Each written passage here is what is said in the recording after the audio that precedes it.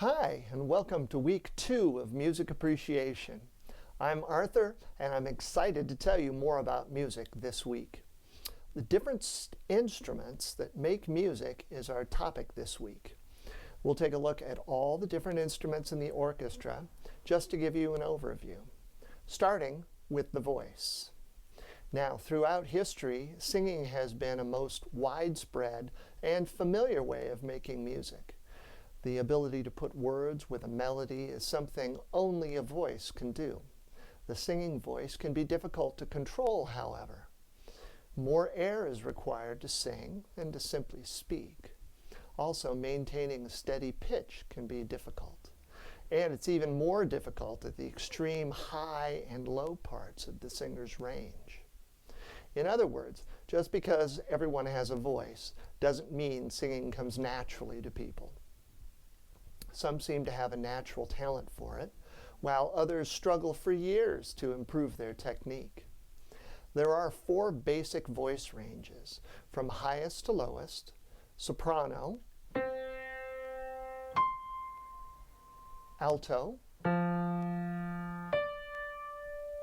tenor, and bass. So the human voice is sort of an instrument classification all by itself.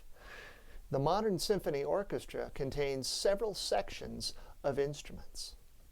Let's see, what are the different sections in the modern orchestra? I'll give you a hint. 1, right? Strings, that's one of the sections of the orchestra. Another section is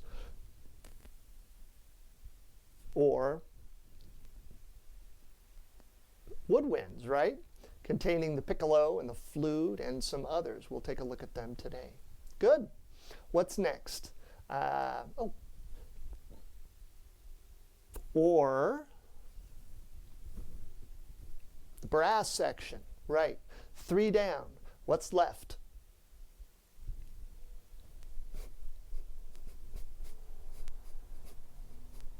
Right? Percussion. And of course, there are also keyboards like the piano, the harpsichord, and the celesta. And we'll take a look at them all over the next couple weeks. Starting with today, the conductor. The conductor's job is to coordinate the performer's performance and to shape the interpretation of a piece. They usually hold, of course, their thin stick called a baton in one hand to indicate pulse and tempo. Before the baton, conductors used violin bows or rolled up pieces of paper because orchestras were often led by the lead violinist. In the 16th to 18th centuries, conductors frequently used 6-foot-long wooden staffs to beat time by banging them vigorously on the floor. This could be dangerous, though, as one musician found out. He accidentally whacked himself in the foot during a performance, and his foot turned gangrenous. Let's just say things didn't end up going well for him. Who knew music was such a bad, dangerous occupation? So anyway, back to the conductor's role in the orchestra. The conductor uses a baton in one hand, and he beats or she beats time and indicates tempo. And with the other hand, he or she might cue different players when to start playing or what volume to play. So if I'm conducting, I might beat 4/4 time, which looks like this.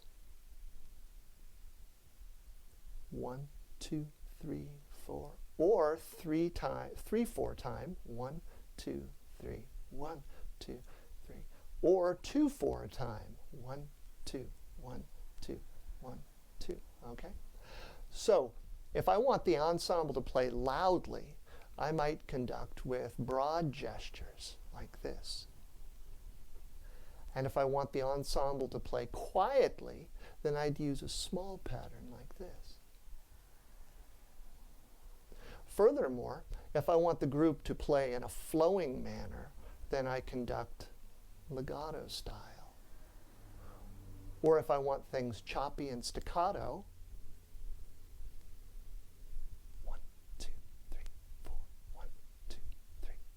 right? So I have a lot of control over the group when I'm conducting. When I'm conducting, I'm in charge. And anyone who's participated in team activities like football and other sports like that can probably realize how, with no one in charge, things would degrade pretty quickly. We can hear the difference a conductor makes on a performance by listening to two different recordings of the same piece by two different ensembles. Now, they're similar and the music is the same, but just hear how different each interpretation is.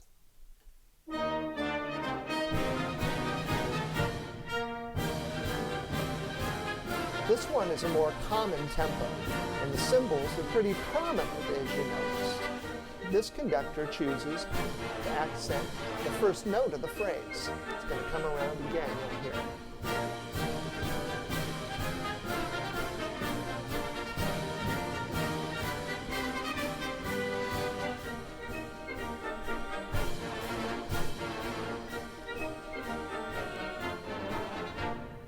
Right? So let's take a look at the second cut. Now this is a much quicker tempo, right? The cymbals got brought down really quickly, and this conductor accents the other notes. Right?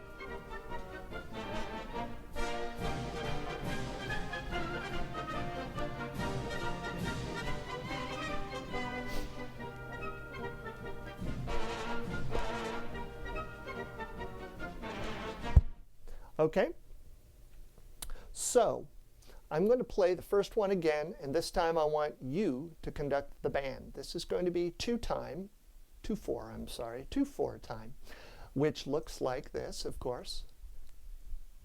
Okay, here we go.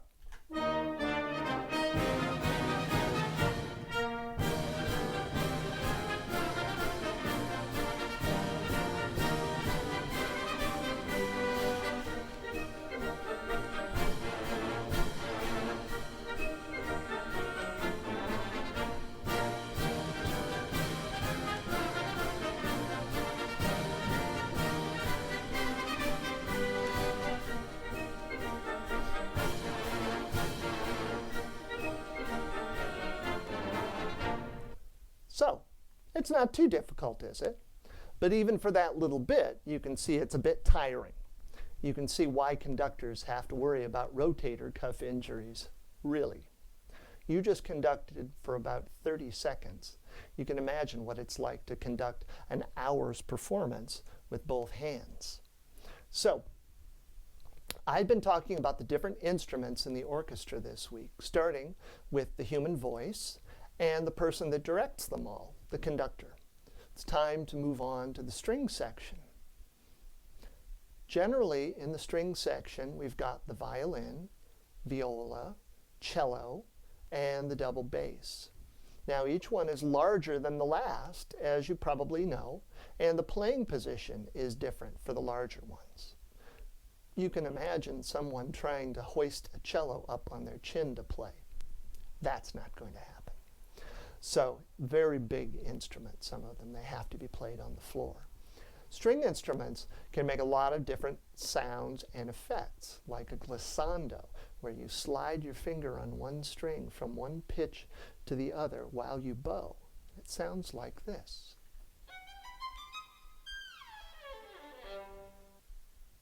The bow, by the way, was originally curved slightly outward. Now the wood is slightly curved inward. The part that touches the strings is made of horsetail hair, but I'm pretty certain the horse is not injured, so don't worry. Two directions you can bow a string instrument, up and down, right? And the down bowing motion tends to be heavier, so the players usually use the down bows for down beats. Of course, experienced players can cover that up and do whatever you need to do as a conductor. Did you ever think about the fact that when you watch an orchestra, all the string players are bowing the same direction practically all the time? They work that out. The concertmaster works that out with the entire section. It's not normally all written down in the music, but the first violin player or the concertmaster tells all the people in the string section which direction to bow. To me, it's quite a sight to see all those people sawing away in the same direction. Now, the basic stroke on stringed instruments is called détaché. The bow changes direction on every note. If there are just a bunch of notes written on a string part, this would be the way that the players would probably play the notes. And it sounds like this.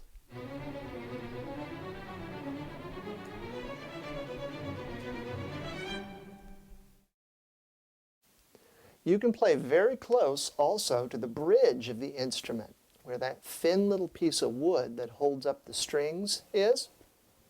You get an eerie, metallic, glassy sound that way. That's called sul ponticello.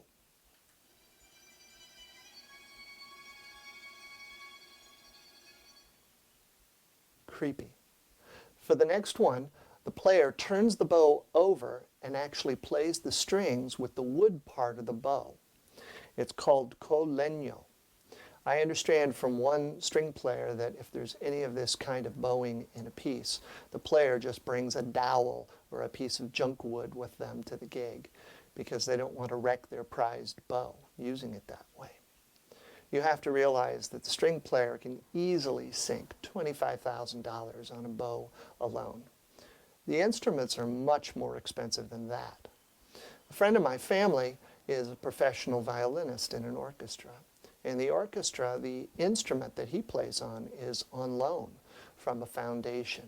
It's $1 million instrument, but apparently it's important for them to be played regularly. The wood degrades if you just lock them away in their case for years. And I think that the player pays for the insurance. But it's a win-win for the owners and as well the players of these rare instruments. One Stradivarius violin sold recently for almost $16 million. One of the most common playing techniques is, well, I'll just play it, see if you know the name.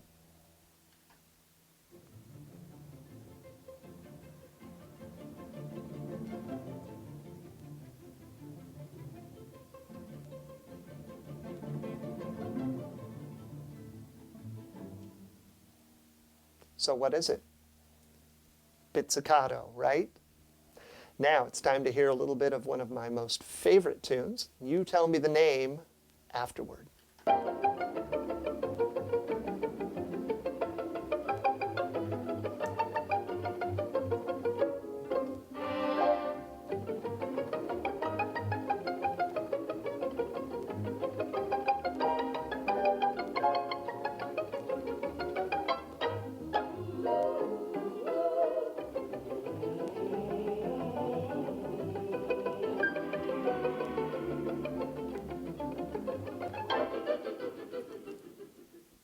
Woohoo!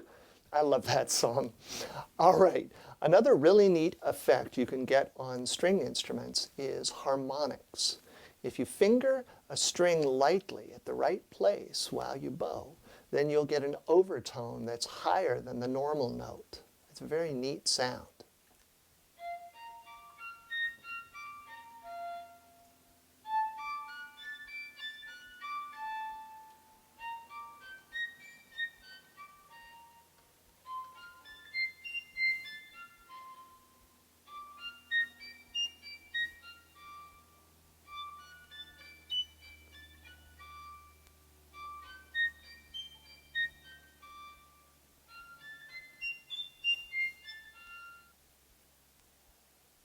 So that's some of the extended playing techniques available on stringed instruments.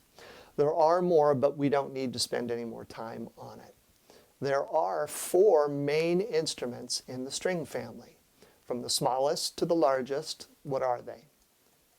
First, we've got the violin, right? Then, a little larger, we've got the viola.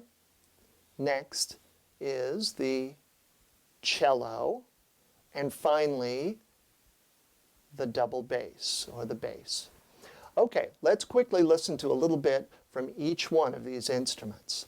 Now, Even when they play the same note, it sounds different because of something that I talked about last week, the timbre of the instrument. Different amounts of overtones that give each instrument its unique character. That's what timbre is. First, the smallest instrument that can play the highest, the violin.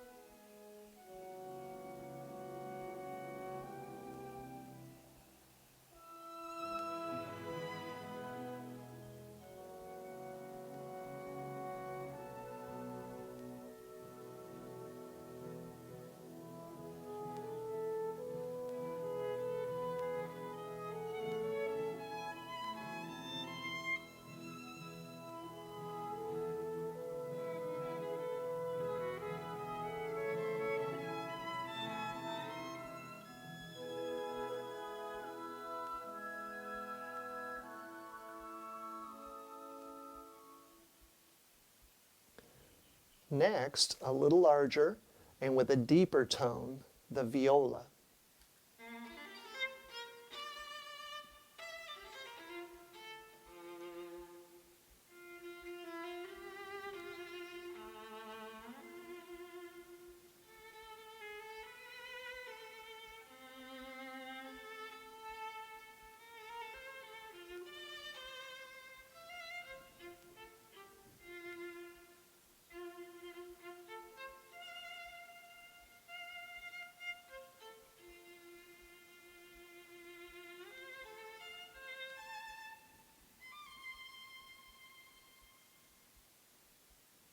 Yo-Yo Ma's favorite instrument is next, cello.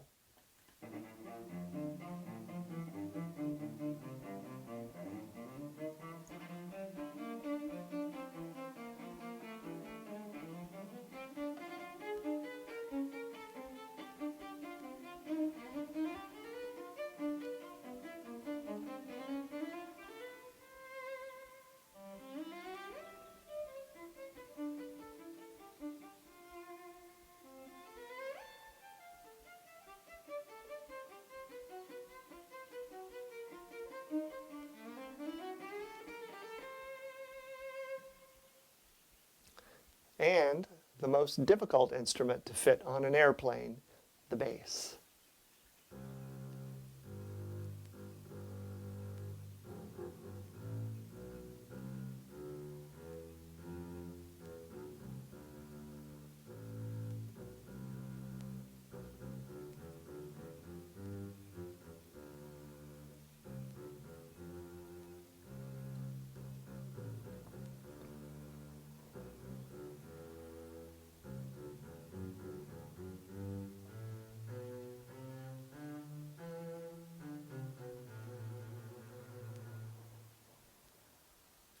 Moving on to the harp.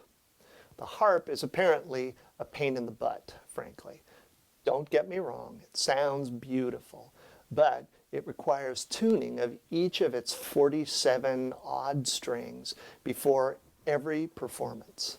It has pedals also that change the pitch of just one pitch apiece. For instance, the leftmost pedal changes the D strings in every octave. And each pedal has 3 positions. It has pedaling nomenclature all its own as well. I remember when I was a music composition major in school, and when referring to writing for the harp, our teacher simply said, "Don't do it." But it's a beautiful sounding instrument.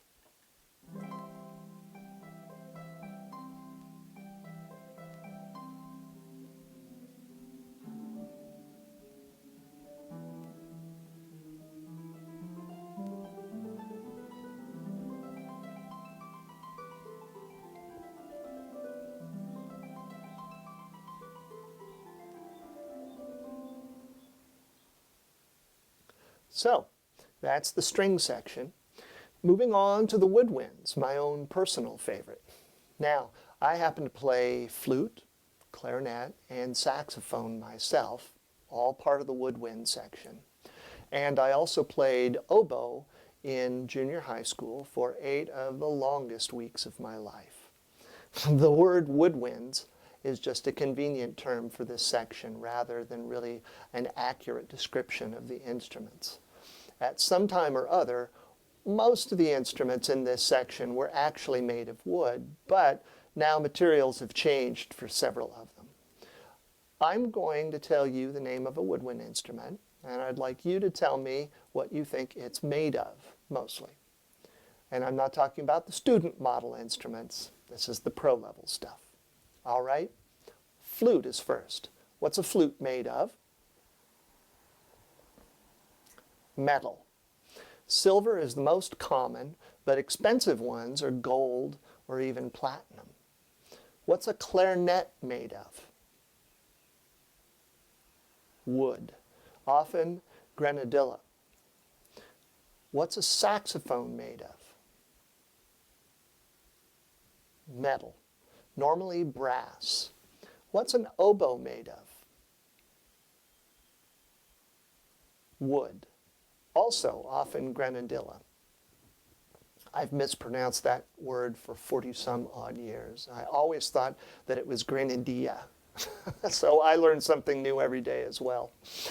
And also I found out why this is such a popular wood for musical instruments. It has good moisture repellent properties.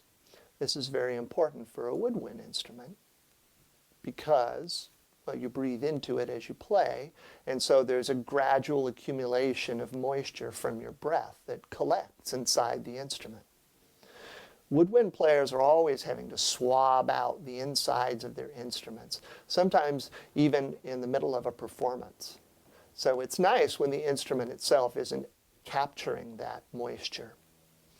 The bassoon also belongs in the double reed family, and it's not made of grenadilla wood.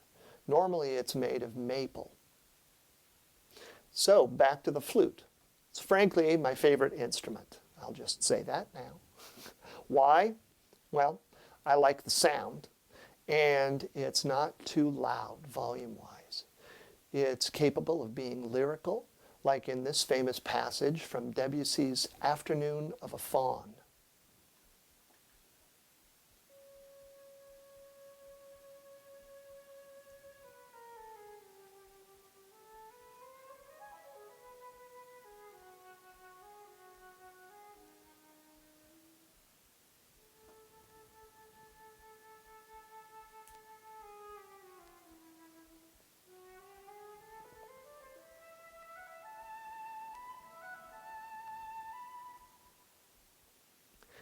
It also can be quite agile. And 3 flutes are better than 1, as you can hear in this famous passage from Tchaikovsky's Nutcracker Suite.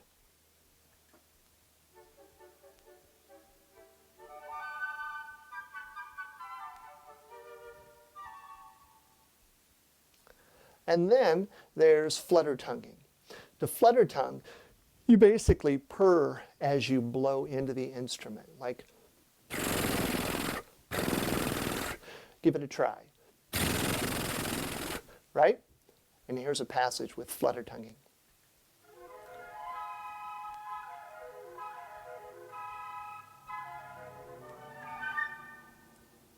Now you don't hear an entire flute choir featured very often, and since it's my favorite instrument, I give you this clip from the movie Chitty Chitty Bang Bang. This song is called Toot Sweets. It's about a new candy that the characters have invented that whistles when you blow through it. They use the flutes evocatively to put the toot in Toot Sweets, so to speak.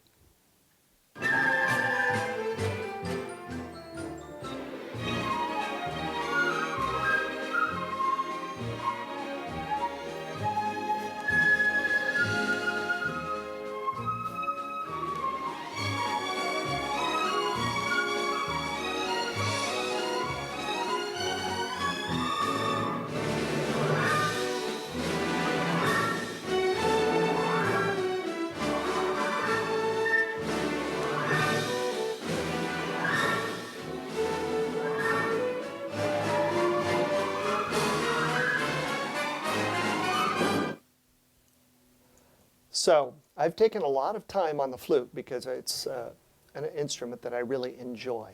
But let's move on to the clarinet. The clarinet comes from an older instrument called a chalumeau. In this clip, listen for when the player breathes, if he or she breathes at all.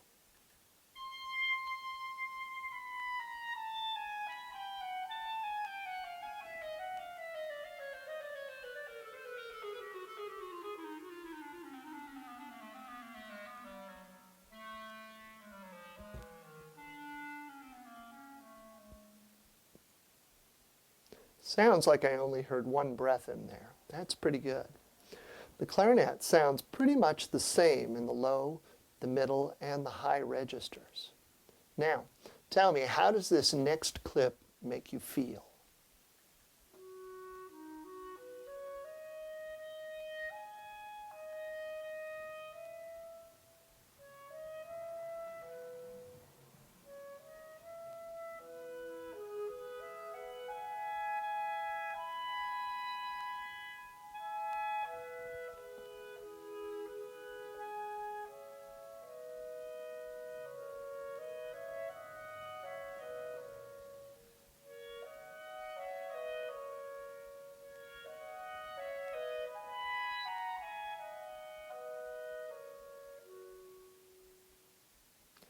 So, how do you feel after hearing that? Energized? Tired? Sad? Loved? I think the best music triggers some kind of reaction in the listener. It isn't necessarily a feeling we can put into words, and maybe that's partially why music is so great. How many times have you played a particular song because of the memory that you have attached to it? Music can evoke strong memories and bring out emotions that are sometimes impossible to put into words, right? Okay, now, how does the next piece make you feel different than the last one? It's all right to clap along if you want.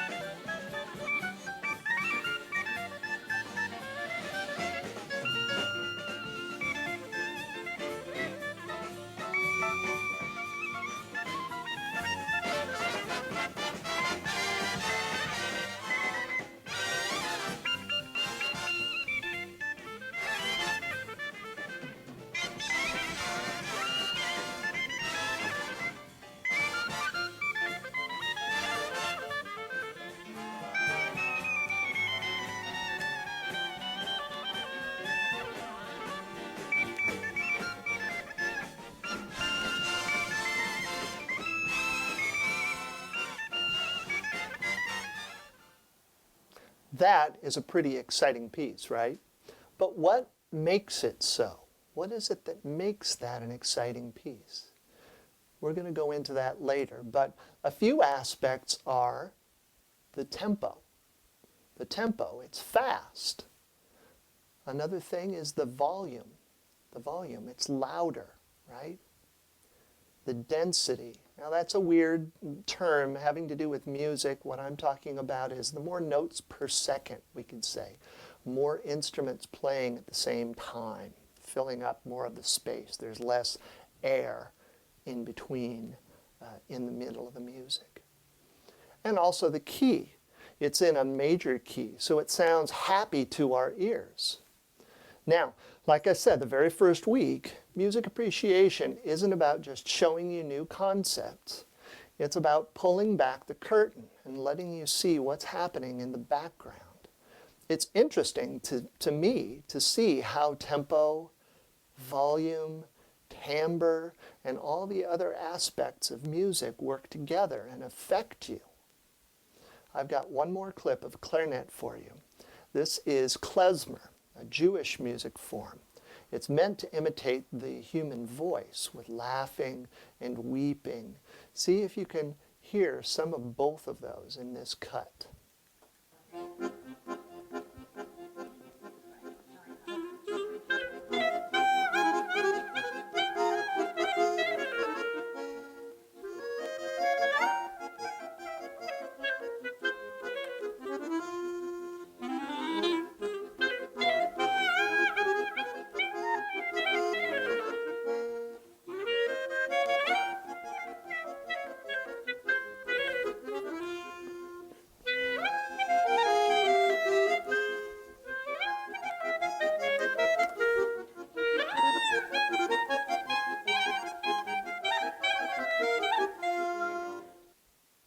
So, did you hear the imitation of the voice by the clarinet?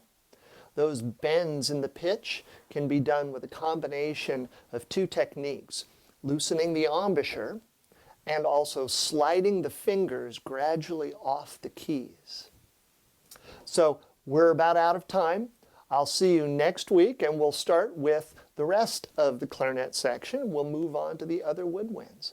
Have a great week, everyone. And I'll see you next time. Bye-bye.